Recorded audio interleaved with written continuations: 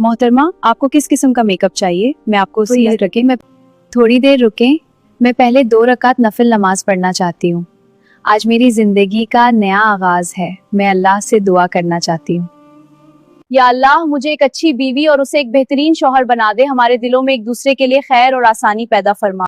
या अल्लाह, आज मेरी जिंदगी का नया सफर शुरू होने वाला है और मेरे शार के दरमियान मोहब्बत, इज्जत और वफा पैदा फरमा। या अल्लाह, हमारी तकदीर को बेहतरीन बना दे। मोहतरमा, आपके चेहरे पर कितना नूर है। मेरी तो निगाह ही नहीं हट रही, पता नहीं आपके शौहर का क्या हाल होगा।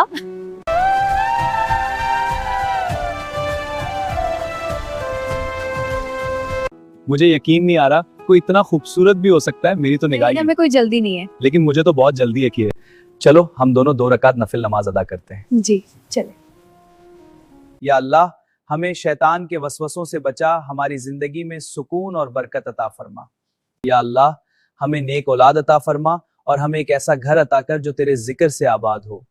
ऐसी पाक और खूबसूरत शुरुआत क्या आजकल की शादियों में नजर आती है? सच सच कमेंट में बताएं।